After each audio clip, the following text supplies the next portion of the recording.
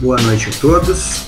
Estou começando o plantão virtual dos primeiros anos do Colégio Salesiano Cidade Alta de Piracicaba.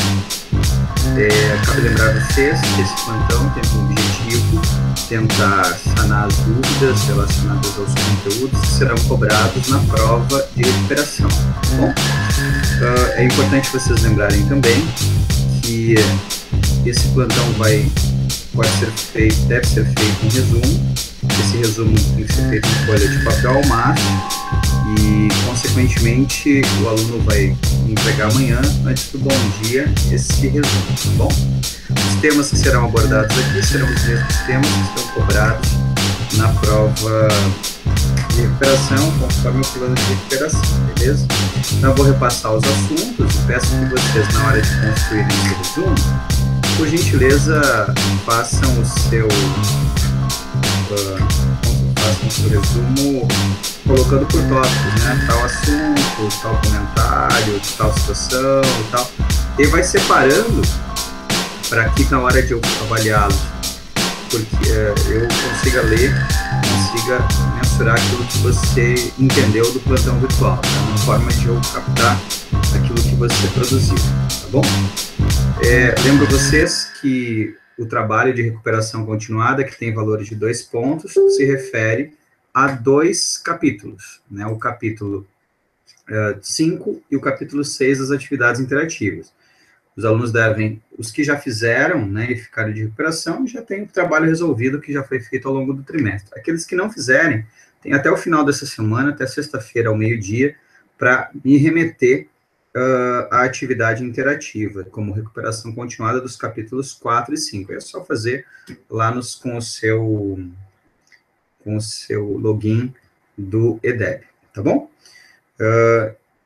Inicialmente, galera, então o primeiro assunto que eu gostaria de abordar com vocês é justamente um assunto que a gente cobrou bastante do capítulo. Eu sinceramente, vou deixar para cobrar o capítulo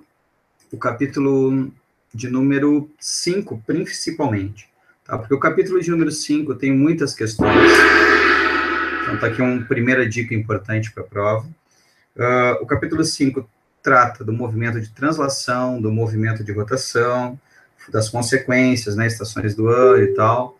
Há também questão de coordenadas geográficas, fusos horários, projeções, escalas cartográficas. Então, eu acredito que uma prova que consiga resgatar todos esses conceitos é uma avaliação que vai conseguir trazer para vocês um bom retorno para a sequência dos conhecimentos, tá bom? Então, eu vou focar, embora o conteúdo seja capítulo 4, eu vou centrar primeiramente no capítulo 5 junto com vocês, tá bom? Então, primeiramente, pessoal, vamos lembrar uma coisa. Eu vou compartilhando a tela e aí peço novamente o seguinte: no momento que você não estiver entendendo, ou seja, quando você tiver dificuldades para entender o que eu estou te falando, tu me fala que eu paro de falar e tu me chamas no chat do Facebook, lá, é só você me chamar no chat, que eu prontamente atendo a sua inquietação, tá bom? Então, primeiramente, esse é o nosso combinado inicial, tá bom? Vejo que algumas pessoas já estão visualizando, né, entenderam que quando você estiver assistindo de forma clara, você, por favor, faça e escreva o seu comentário colocando seu nome, seu número e sua classe. Mas vamos lá. O primeiro assunto que eu gostaria de tratar para você, vamos lá, se refere aos movimentos da Terra, né? Então, deixa eu maximizar aí para vocês, né? Aqui. Atenção, acordando. Então, vamos lá. A primeira tela que eu vou compartilhar para vocês é essa aqui. Deixa eu ir até lá para ir mostrando para você o que eu quero. Então, vamos lembrar o seguinte. Os movimentos da Terra são essencialmente 2, que é o movimento de rotação, que é aquele que a Terra executa em torno do seu próprio eixo, e o movimento de translação, ou seja, aquele que a Terra executa em torno do Sol. Cada um desses movimentos tem consequências específicas, como, por exemplo, Quando a gente trata do movimento de rotação, nós estamos nos referindo, por exemplo, a consequências como os dias e as noites, a construção dos fusos horários que você já aprendeu, ou seja, necessariamente a rotação ela é responsável por isso, pelos dias e as noites, a sucessão do tempo. Existe um efeito chamado efeito Coriolis, que é o movimento, que é o efeito causado também pela rotação, né, num corpo que se desloca no sentido sul-norte ou norte-sul. Mas, essencialmente, nesse momento, eu quero que tu lembres a questão dos fusos horários, que estão associados ao movimento de rotação, e também os dias e as noites. No caso do movimento de translação, pega um pouquinho mais, porque em relação a ele é importante alguns conhecimentos que você já tem, que é o conhecimento, primeiro, de que o nosso planeta, ele executa esse movimento de forma elíptica em torno do Sol, e esse movimento, ele tem algumas características que, lembrem-se, em relação ao plano do Equador, o nosso planeta ele não executa, ele não está num plano reto, né? Na verdade, existe uma inclinação. Essa inclinação da Terra, então, deixa eu voltar aqui, mostrar novamente para vocês essa história. Deixa eu achar aqui para vocês. Inclinação da Terra, e aí vai aparecer essa imagem aqui para vocês, e vocês vão lembrar que a Terra possui uma inclinação de aproximadamente 23 graus e 27 minutos. Essa inclinação, juntamente com o movimento de translação da Terra, dá origem ao que nós chamamos de estações do ano. Então, as estações do ano que aparecem aqui nessa imagem, elas necessariamente acontecem por conta disso, por conta da inclinação. Eu contei para ti, por exemplo, o seguinte, vamos pegar aqui, ó, todos os dias a partir do dia, vamos começar por março, ó. No mês de março, a Terra está perpendicular sobre o Equador, e aí isso faz com que esse dia tenha um nome especial chamado de equinócio. Ele é equinócio de outono para o hemisfério sul e equinócio de primavera para o hemisfério norte. O Sol, ele incide perpendicularmente na linha do Equador, ou seja, 90 graus na linha do Equador, e faz com que qualquer latitude, seja ela do zero até o 90 graus norte, do zero até o 90 graus sul, exista 12 horas de dia e 12 horas de noite em qualquer uma dessas latitudes. Daí o nome equinócio. Esse dia acontece preferencialmente ali no dia 21 de março. 3 meses depois, ou seja, lá no dia 21, está vindo para cá, né? Lá no dia 21 de junho, você tem novamente o Sol perpendicular, agora ele vai estar nos 23 graus, 27 minutos norte. Lembro vocês que essa latitude de 23 graus, 27 minutos norte, é, a bem da verdade, o mesmo ângulo de inclinação do planeta. Pois é, o número é igual. Então, aqui nós temos o que chamamos de Trópico de Câncer. O Trópico de Câncer, ele é o ponto, né, onde no dia 21/6 o Sol está perpendicular a 90 graus. Nenhuma outra latitude do planeta terá também Sol nessa latitude, além, né, somente ela. E ao norte desse trópico não haverá também Sol a pino, Sol a 90 graus, ok? 3 meses depois, o tempo passa, e nós teremos, então, o Sol novamente perpendicular na linha do Equador, que é o que vai acontecer agora daqui a alguns dias. Nós estamos caminhando, né? Então, estávamos no solstício de inverno para o hemisfério sul e solstício de verão para o hemisfério norte, no dia 21 de junho. Então, nós vivemos a estação de inverno e ainda estamos nela. Quando chegar o dia 22 ou 23 de setembro, o Sol novamente será perpendicular na linha do Equador. Dessa vez, será o equinócio de primavera para o hemisfério sul e equinócio de outono para o hemisfério norte. Em qualquer latitude, 12 horas de dia e 12 horas de noite. Passam-se novamente 3 meses, e 3 meses depois teremos, então, o Sol perpendicular agora no Trópico de Capricórnio, que é os 23 graus, 27 minutos sul. E lá teremos o solstício de verão para o hemisfério sul e de inverno para o hemisfério norte.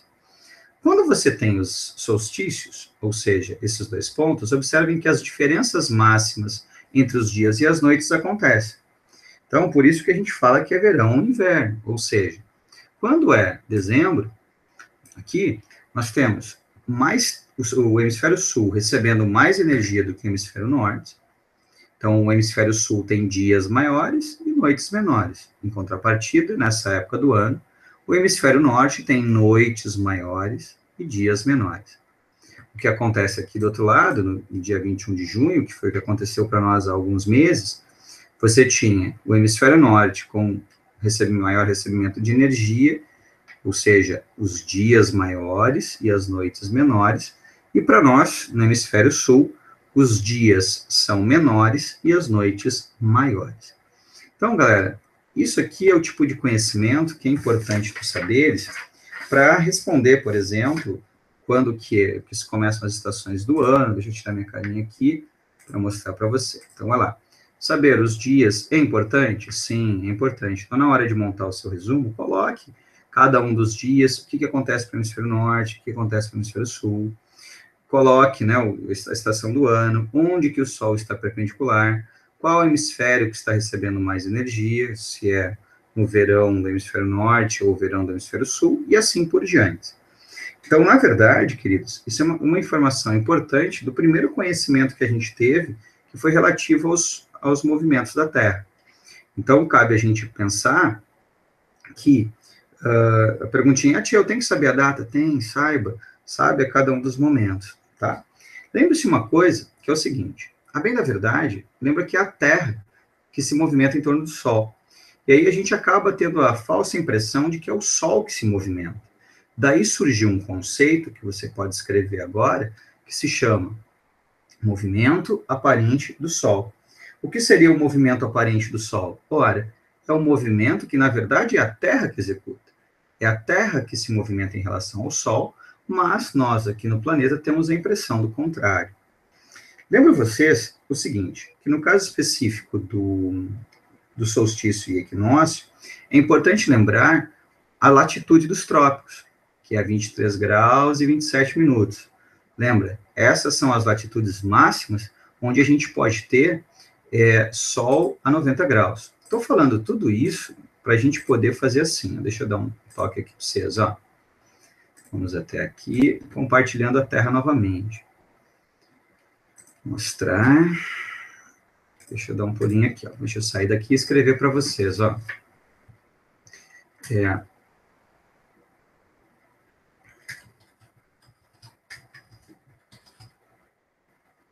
As chamadas zonas climáticas do planeta Terra. Então, quando a gente se refere a essas zonas climáticas, o que a gente está mostrando, na verdade? Os lugares onde você tem maior ou menor recebimento de energia. Então, olha só. Essa área aqui, que é a zona tropical, ela está na latitude 23 graus, 27 minutos norte, até 23 graus, 27 minutos sul. Por que ela é a zona mais quente do planeta? Ora, porque ela recebe a maior quantidade de energia. Então, isso é uma coisa que pega. Então, ao longo do ano, dentro dessa faixa tropical, você tem 2 dias com sol a 90 graus, ou seja, ângulos solares maiores. Na área de trópico, você tem uma só, quando o sol chega, forma um dia de sol a pino, ou aqui também a mesma coisa. Lembrando, no dia 21/6, a Terra tem sol a pino em toda essa latitude, ou seja, é o lugar onde você tem mais recebimento de energia. Em contrapartida, quando for no dia 21 de dezembro, a Terra estará com sol a pino nesta latitude, nos 23 graus e 27 minutos sul. E quando forem os equinócios, o Sol estará a pino exatamente sobre a linha do Equador. Lembre-se que o Círculo Polar Ártico e Antártico, eles representam os lugares onde você tem ou o máximo recebimento de energia ou o mínimo. São os lugares onde você, a partir dessa latitude, você pode ter Sol 24 horas por dia, o famoso Sol da meia-noite, ou noite 24 horas por dia, né? 24 horas por dia, ou seja, uma volta inteira que o planeta dá, você não tem nenhum momento o aparecimento do Sol. Então, essas são algumas das características que os trópicos permitem que você tenha. Tudo bem? Então, dentro desse conceito, né, desses conceitos, deixa eu sair daqui de novo. Opa, peraí. Para lá. Deixa eu fazer diferente, cambada. Aqui, interrompendo a... Voltei aqui. Então, queridos, aí um outro assunto, um bambuzinho para marcar um assunto. Então, até aqui a gente tratou dos movimentos da Terra, rotação e translação, tratou do movimento de rotação, as suas consequências, movimento de translação, como ele funciona, a inclinação da Terra em relação ao plano da eclíptica, que são os 23 graus e 27 minutos, e também no que se refere à translação, saber que a translação, juntamente com essa inclinação, dá o que chamamos de estações do ano. Uma pergunta importante. Se não existissem as estações, se não existissem a inclinação da Terra, e a Terra fosse a 90 graus em relação ao plano da eclíptica, né, ou seja, não houvesse a inclinação, fatalmente não existiriam estações do ano. E, consequentemente, todos os dias haveriam 12 horas de dia e 12 horas de noite. Tudo bem? Então, este é um dos pensamentos que eu espero para vocês nessa primeira parte da matéria. Tá bom? O próximo raciocínio que eu vou esperar de vocês, e aí eu vou pedir uma interação um pouquinho maior, eu não gosto de ficar só com o grilinho aqui cantando, eu vou te dar um tempo para fazer isso, é o seguinte. Nós vamos falar agora um pouquinho sobre o que chamamos de coordenadas geográficas. Então, vamos lembrar dos conceitos de latitude e longitude. Então, deixa eu sair daqui, vamos até lá, onde temos que ir. Peraí. Deixa eu só vou dar uma passeadinha rápida no Face aqui, galera, para ver se tem alguma pergunta, alguma pessoa que está desesperada com algo e tudo mais. Beleza, tá aí na mão, as pessoas estão aqui. Ok, tá de boa, sossegado. Bom, galera, vou compartilhar a tela. A gente vai dar uma... Peraí, cancela, calma, momentos de tensão. Para lá. Aqui, achei. Muito bom. Bom, nenhuma pergunta por enquanto, acho que vocês estão acompanhando, né? Lembrando que esse assunto, ele está descrito no livro de vocês, exatamente lá no capítulo 5, né? Então, o capítulo 5, ele é carregado dessas conversas, todas as informações estão ditas nesse momento, ó, até a página da 56, 57, tá? Mais ou menos por ali, você já tem isso. Ele começa a falar depois um pouquinho das formas de orientação e tudo mais. Queridos, então vamos lá. Deixa eu tirar isso aqui e vamos compartilhar a tela. Como diria Datena, na tela. Queridos, inicialmente, vamos lembrar o seguinte. Quando a gente fala de coordenadas geográficas, temos que se antenar que são um conjunto de linhas imaginárias, né, que cortam o planeta e que permitem a localização de um determinado ponto na superfície. Vou usar o mesmo que eu usei em sala de aula, né, esse aqui está bem bonitinho, bem legal. Então, você tem aqui o sistema de coordenadas. As linhas paralelas ao Equador, então essa aqui é a linha do Equador, que divide a Terra em norte e sul, hemisfério setentrional, hemisfério meridional, ou o norte pode ser chamado de boreal e o sul de austral. Então, essa é a linha do Equador. A linha do Equador, ela representa, então, o ponto de referência em relação ao que chamamos de latitude. Então, os pontos de mesma latitude formam uma linha paralela ao Equador, que são chamados de paralelos. Então, se eu contar de grau em grau, eu vou ter de 0 a 90 graus norte, as latitudes norte, de 0 a 90 graus sul, as latitudes sul.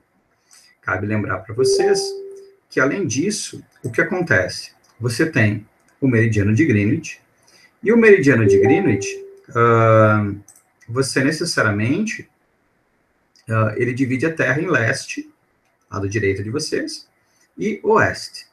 Então, as coordenadas geográficas, elas necessariamente são usadas para que você consiga localizar um ponto com a combinação de duas. Então, vamos pensar assim, vamos lá. O ponto A, ele é 50 graus norte, então ele está aqui, e 100 graus oeste. Muito bem, essa é a coordenada dele.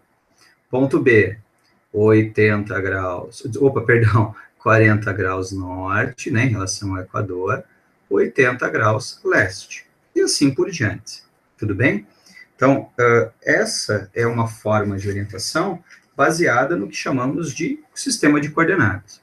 Tem umas perguntas que são legais, por exemplo. Então, por exemplo, imagina o seguinte, para que você tenha uma coordenada geográfica, necessariamente, você tem que ter as informações se o lugar está ao norte ou ao sul, ao leste ou ao oeste. Se faz isso justamente porque, sem as informações de qual latitude, qual longitude você está, além de dar os graus, é necessário que você diga qual é o hemisfério que aquele lugar está localizado. Pode dizer, olha, está a 100 graus oeste, mas eu tenho que falar que é oeste, porque pode ser 100 graus oeste ou 100 graus leste. Então, você falar 100 graus de longitude, beleza. Mas 100 graus leste ou oeste? Ou ele está a 10 graus de latitude, mas ele é norte ou sul? Então, essas são as informações que são determinantes para que você utilize as coordenadas geográficas. Atualmente, galera, é muito comum a utilização de um sistema que é o GPS. Então, o GPS, que é o Sistema de Posicionamento Global, ele é um recurso que utiliza de satélites, que utiliza de um receptor, que consegue localizar um ponto na superfície terrestre. Hoje, juntamente com uma informação que é uma digitalização do espaço, faz com que você tenha, na verdade, uma triangulação, e essa triangulação permite a localização exata de um ponto. Então, o GPS utiliza satélites como forma de conseguir captar uma determinada informação para te dar a localização exata que você está num ponto. Normalmente são necessários alguns satélites, né, e aí hoje com o avanço da tecnologia de GPS, em qualquer celular você encontra e tudo mais. Então você consegue ter uma possibilidade de uso para navegação, de uso para localização de determinados pontos no espaço geográfico, né? Hoje até mesmo a navegação de aviões, né, navios e tudo mais, utilizam o GPS como referência, tá bom? Eis aí um assuntinho importante para essa nossa primeira metade aí. Então, vamos lá, recapitulando, movimentos da Terra, e agora a parte de orientação, tá? Vou chamar a atenção de vocês, deixa eu interromper aqui o compartilhamento, vai aparecer minha carinha de novo. Peço que vocês todos, por favor, se manifestem, tá? Enquanto isso, eu queria mostrar uma coisa para vocês, deixa eu já vou compartilhar aqui, que é o seguinte, ó. Deixa eu pegar uma questão de prova, que eu acho ela muito inteligente, mas ela é uma questão que acaba trazendo uma série de erros, tá bom? Então, é o seguinte, vamos lá. Aqui.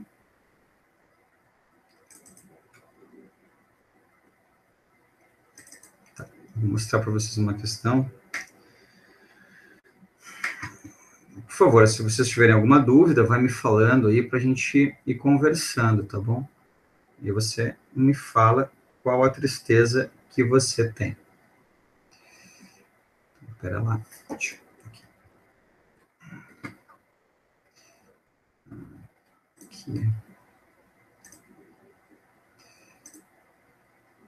Muito bom. Deixa eu mostrar aqui uma questão para vocês.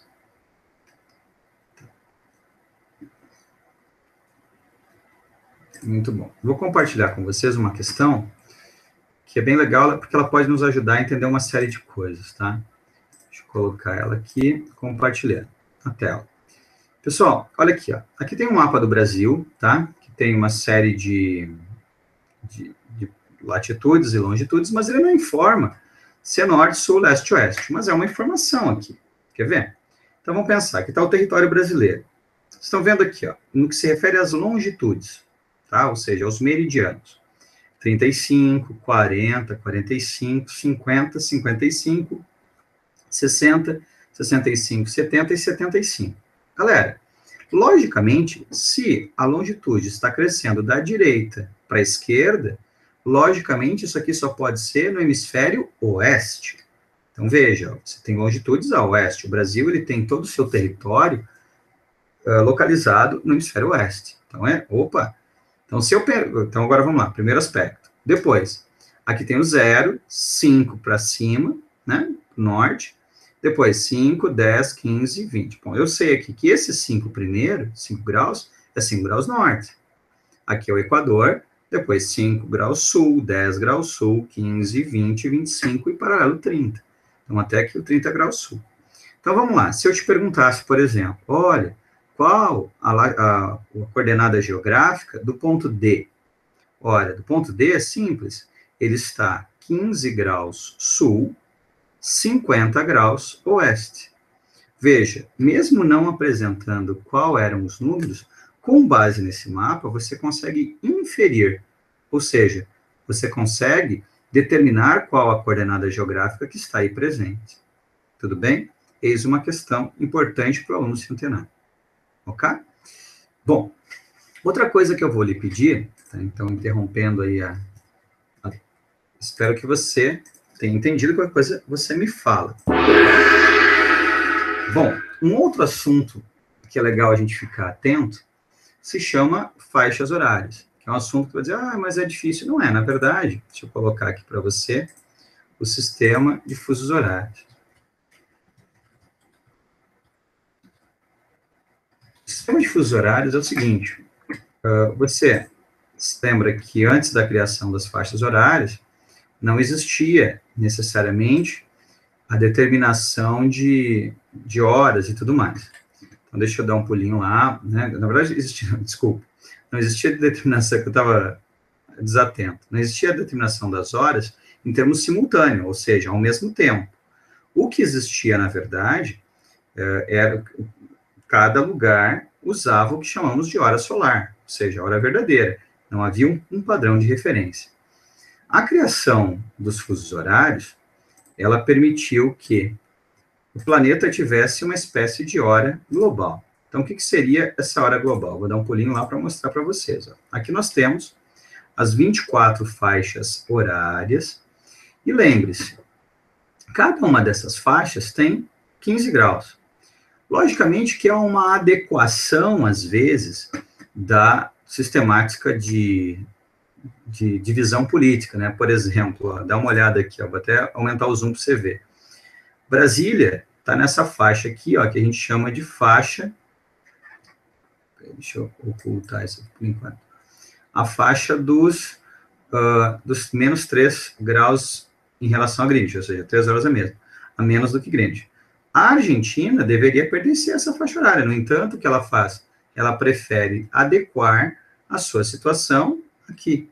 Ou seja, ela, pelas relações comerciais que estabelece com o Brasil, ela preferiu estar conosco, nessa mesma faixa horária. Ela deveria, na verdade, pertencer à faixa horária de Manaus, né, da própria Bolívia, do Paraguai, porém, ela não prefere, porque as relações dela com o Brasil são muito maiores, as relações econômicas. Mas aí, cada uma dessas faixas, como falei, representa uma hora diferente. Então, por exemplo, todo mundo que está nessa faixinha amarelinha aqui de Brasília, nesse momento, vive às 18 horas e 30 minutos. Se eu quiser saber para os lugares da frente, o que eu tenho que fazer? Olha, aqui eu tenho 18 horas, no paralelo, em 45 graus oeste. Aqui serão 19h30, 20h30, 21h30, 22h30, 23h30, meia-noite e 30, ou seja, lá em Addis Abeba, nesse momento, são meia-noite e 30, enquanto que aqui ainda são 6h30 da tarde. Em contrapartida, se eu for para o oeste, então vamos lá, aqui são 18, 18, 17, 16 horas, por exemplo, é o horário, ó, então vamos lá, estamos aqui, 18, 17, 16 e 30. É o horário de Nova York, é o horário de Bogotá, de Lima, de Ottawa. Em contrapartida, ó, 16, 15, 14 e 13. Agora, nesse instante, são 13 horas e 30 minutos em Los Angeles. Então, o sistema de fusos horários, ele permite que você saiba instantaneamente qual é a hora em cada um dos lugares. Beleza? Então, tá aí um primeiro pensamento para saber sobre as faixas horárias. Tá? Saber olhar o mapa, logicamente, e saber somar o tempo para leste e diminuir para o oeste. Ok? Opa, deixa eu voltar lá para minha carinha. Deixa eu vir aqui. Beleza. Então, necessariamente, pessoal, quando a gente trata dessas questões, o aluno tem que acompanhar lá os seus exercícios de faixas horárias, dar uma olhada de como funciona o sistema das faixas horárias e tudo mais, tá bom? Bom, então, isso tudo está descrito até a página 60 do livro de vocês. Na página 61, galera, a gente vai ter lá uma outra conversa, que é a conversa das projeções cartográficas. Vamos lembrar aqui, né? Projeções cartográficas. Bom, primeira coisa, lembre-se que as projeções são, a bem da verdade, sistemas que são usados para permitir a representação da Terra no plano. Então, se nós não tivéssemos as projeções cartográficas, dificilmente iríamos construir os mapas. E aí você lembra muito bem que existem diferentes tipos de projeções, como, por exemplo, as projeções conformes, que são essa aqui, por exemplo, que é a projeção de Mercator, que ela traz um exagero na área, ela faz com que as áreas sejam maiores do que realmente são, mas ela mantém as formas. Essa é a característica dessa projeção. Em contrapartida, quando você observa essa outra projeção, que é a projeção de Peters, ela também é uma projeção cilíndrica, só que ela é uma projeção cujo objetivo é fazer com que você tenha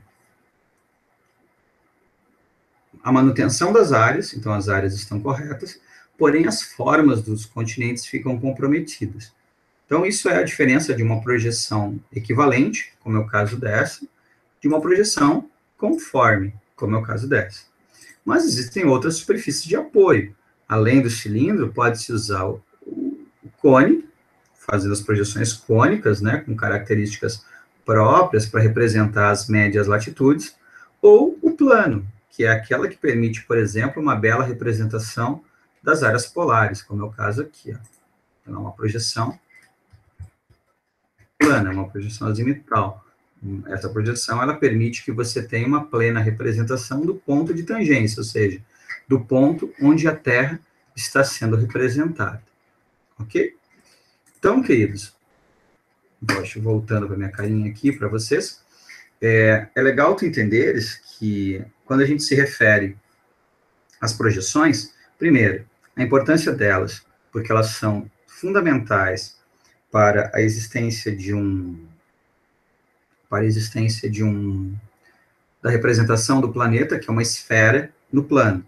Então, por que são importantes as projeções? Ora, elas são importantes justamente porque, sim, é necessário que você use uma superfície de apoio para representar o planeta, porque não tem como eu conseguir abrir o planeta e representá-lo no plano. Então, eu uso uma superfície de apoio onde eu projeto meridianos e paralelos. Podem-se usar 3 superfícies de apoio, né, no geral, o cilindro, o cone ou o plano, e, especialmente na projeção cilíndrica, existem as projeções que são chamadas de conformes ou são chamadas de equivalentes. Há também as projeções que são chamadas de equidistantes, que são aquelas que distorcem forma, distorcem áreas, mas só mantêm distâncias. E, nesse caso, o objetivo do mapa, ele é bem claro. Beleza? Queridos, de um modo geral, é isso, né, para as projeções cartográficas. A última coisa que eu vou esperar de vocês é a questão dos elementos cartográficos, em especial a escala cartográfica. E aí, lembro vocês o seguinte, ó, algumas dicas importantes. Fiquem atentos nos 4 tipos de cálculos de escala. Lembre-se, por exemplo, que há cálculos de escala que vão, por exemplo, querer de vocês uma informação. Vou dar um exemplo aqui de exercício, de escala, para você se lembrar. Então, assim, ó, deixa eu pegar aqui para vocês, eu vou compartilhar um exercício para vocês darem uma olhada, tá? Aí a gente pode fazer juntos e tudo mais. Então, peraí, achando o exercício para vocês, compartilhando na tela. Aqui tem um exercício da Unesp que fala assim, ó, na Copa do Mundo de Futebol de 2014, para que o deslocamento não seja um problema para as equipes, a FIFA exige que as seleções participantes se hospedem em cidades localizadas próximas aos estádios onde ocorrerão os jogos. Como os dirigentes das seleções precisam conhecer a distância e a infraestrutura dos transportes de cada unidade, as prefeituras municipais deverão enviar um mapa para a localização da cidade e do estádio que sediará os jogos da seleção. Ele faz duas perguntas. A primeira delas, qual a função da escala do mapa? Ora, a escala do mapa, ela serve para representar quantas vezes a realidade foi diminuída para caber naquele papel. E aí é importante tu lembrares que existe um conceito. Esse conceito, queridos, por exemplo, no que se refere a tamanho de escala, escalas com mais detalhes são aquelas em que a informação que foi conquistada, deixa eu até sair daqui e mostrar isso para você, ó. Então, vamos lá. Escalas cartográficas. Vamos lembrar rapidinho aqui, ó. Isso é importante a gente se antenar. Então, quando a gente pensa, vou mostrar aqui esse conjunto de mapas, porque isso aqui vai te dar uma informação bem legal. Então, por exemplo, aqui tem um mapa do mesmo lugar que Cornélio Procópio, na escala 1 para 1 milhão. Os detalhes dados aqui não são iguais ao que eu tenho aqui, ó, no segundo mapa, 1 para 250 mil. Pode ver que os detalhes aqui nesse mapa de escala C, eles são diferentes de escala D. Aí, quando eu olho na 1 para 100 mil, veja, ó, já consigo ver algumas ruas, ó, de Cornélio Procópio, eu vejo uma área menor, porém uma área maior. E veja, o numerador aqui, ele é menor do que aqui. Na escala 1 para 1 milhão, eu via muitas coisas, mas poucos detalhes, muitas áreas, poucos detalhes. Quando eu tenho um mapa 1 para 50 mil, olha o detalhe que eu consigo ter, ó. Já consigo ter uma informação das ruas mais detalhadas, enfim, eu consigo observar com mais atenção os detalhes. Por isso que há uma relação inversa. Quanto menor o denominador, maior será a escala.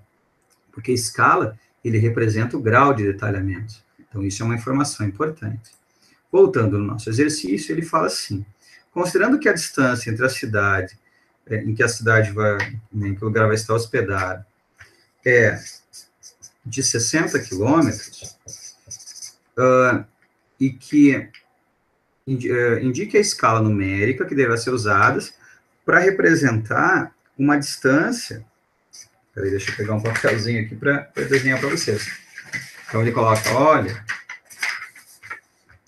escala igual a Dzinho sobre Dzão. Uma pergunta que uma aluna me fez durante a reunião de pais foi assim, tia, como eu sei? Cara, nesse caso aqui, ó, ele não me deu, em nenhum momento, a escala, e ele quer saber a escala. Ele me deu duas informações. Que informações são essas? Olha, são Dzinho e Dzão. Então, deixa eu te mostrar aqui, ó, deixa eu interromper o compartilhamento, mostrar aqui uma informação para você, ó. Então, escala é igual a Dzinho sobre Dzão, tá? Sendo que Dzinho Espera aí que eu vou... Só um pouquinho. Para lá, deixa eu voltar um pouquinho aqui, que uma coleguinha me pediu. Vamos lá. Deixa eu voltar aqui e compartilhar os exemplos de escala novamente aqui. Vitória, eu vou fazer isso, tá? Vou mostrar novamente. Então, o que a gente tem aqui, ó? Vamos lá. Ctrl menos. Então, o cara mostra pra gente, ó, 4 mapas, tudo bem? Então, vamos lá. Um na escala 1 para 1 milhão, outro na escala 1 para 250 mil, um para 100 mil e um para 50 mil. A escala 1 para 1 milhão é aquele que você tem menos detalhes, ou seja, consigo ver várias cidades aqui no entorno, mas não consigo ver as ruas, por exemplo. Então, eu tenho essa informação. E aí, eu tenho área bastante, mas poucos detalhes a serem informados nessa escala de 1 para 1 milhão. Porém, se eu diminuir o denominador, passar para 1 para 250 mil, olha só, eu consigo ter só as duas cidades, ó, que é Uraí e Cornélio Procópio, e tenho bem mais detalhes aqui, né? Diminuir o denominador, ou seja, eu aumentei a escala, ou seja, estou dando mais detalhes. Depois, na escala 1 para 100 mil, esses detalhes são maximizados, ó, ainda mais. E aí, consequentemente, por final, eu tenho aqui, ó, uma outra informação, que é uma escala 1 para 50 mil. Opa, muito mais detalhes. Muito mais detalhes estão me sendo dados. Então, volto a dizer, quanto menor o denominador, maior será a escala, mais detalhes eu terei. É esse o raciocínio que eu espero de vocês, tá bom? Então, voltando aqui no nosso exemplo, né, o cara fala assim, olha, ele não sabe qual é a escala, mas ele quer saber qual é. Então, qual é a escala que a gente tem aqui? Então, lembrando para vocês, vou interromper o compartilhamento, só vou pegar e deixar duas informações. Que ele, na verdade, o que ele fez? Ele me deu a informação de distância gráfica, que é dada em centímetros, e uma distância real, um desão, que é me dado em quilômetros. Então, veja, em outros termos, o que está acontecendo? Interrompendo agora, mostrando para vocês, ó. Temos aqui, ó, escala igual a desinho sobre desão, sendo que escala é 12 sobre 60, 12 centímetros, 60 quilômetros. Como que eu faço isso? Lembre-se sempre uma coisa, nesse tipo de exercício, o cara faz com que você tenha, necessariamente, uma situação que é a seguinte. Pronto. Que é a seguinte, desenho sobre desão. Então, vamos lá. Como que fazemos? Simplificamos. Então, para simplificar, o que eu tenho que fazer? Dividir por 12, dividir por 12. Então, vamos lá. Vou simplificar. Dividir por 12, dividir por 12. Moral da história. Eu tenho, então, escala é igual a 1 centímetro, 60 por 12 costuma ser 5 quilômetros. Então, eu tenho algo do tipo isso aqui, ó. Escala 12 centímetros, 1 centímetro sobre 15 quilômetros. Já fiz a simplificação. Acabou a conversa? Não. Lembra que escala não tem unidade. Contei para vocês que a relação centímetros-quilômetros é composta por 5 zeros. Moral da história. Para isso, então, o que eu vou fazer? Eu vou tirar o KM e vou preencher com zeros. Coloquei 5 zeros na história. Então, tu vai dizer, mas ainda tem os centímetros. Dá tchau para eles. Corta ali. Então, a resposta, nesse caso, a escala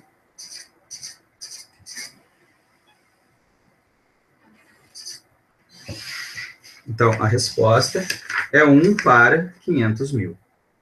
Ok? É desse jeitinho que a gente faz. Tá? Bom, esse é para aquele exercício especial que eu mostrei para você, né? Deixa eu compartilhá-lo novamente.